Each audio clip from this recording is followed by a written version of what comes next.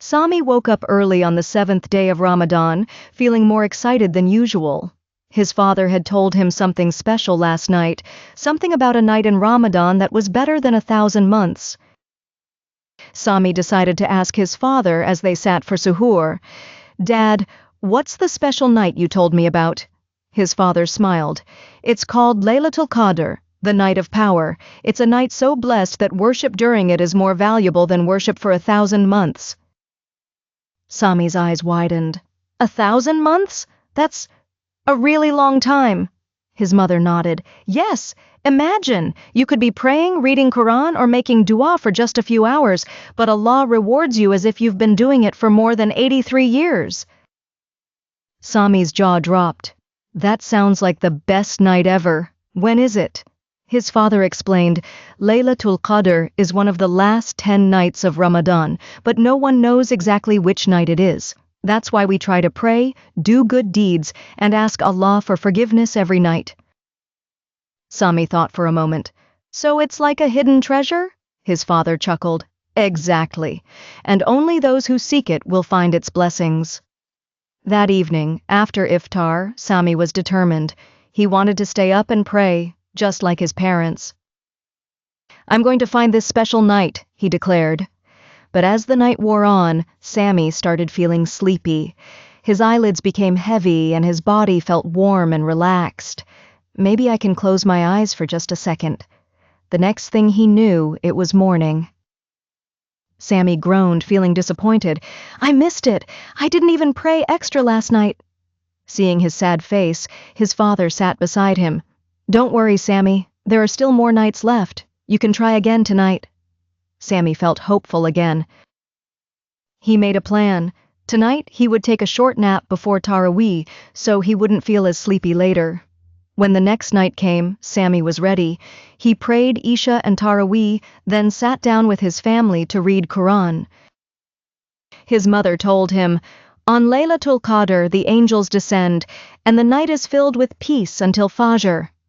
Sami imagined angels filling the sky, recording the good deeds of those awake in prayer. The thought made his heart feel warm and full of faith. He made dua, asking Allah for everything in his heart, for his family, for the poor, for his friends, and for himself. "Ya Allah, help me be a better person. Forgive my mistakes, and please let me find Laylatul Qadr," he whispered. As he finished his dua, he felt something different, a sense of calm and happiness, like he had just done something very special. He looked at his father and asked, "How do we know if it was Laylatul Qadr?" His father smiled. "We don't always know, but those who spend the night in prayer always feel peace in their hearts." Sami felt that peace. He didn't know if tonight was the night, but he felt closer to Allah than ever before. The next morning, instead of feeling tired, he felt light and full of energy. He had done something beautiful for his soul. That night, Sami tried again.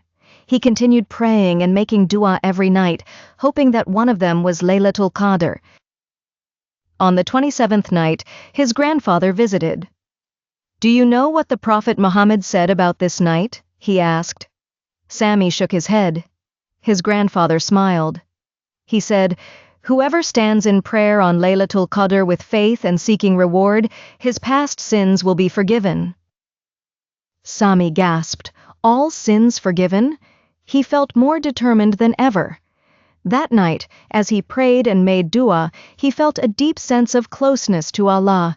He realized that Laylatul Qadr wasn't just about staying awake, it was about connecting with Allah in the most sincere way. As he lay in bed after Fajr, he whispered, "Ya Allah, if I found Laylatul Qadr this year, please accept my prayers, and if I didn't, please let me find it next year." He closed his eyes, feeling grateful for everything Ramadan had taught him.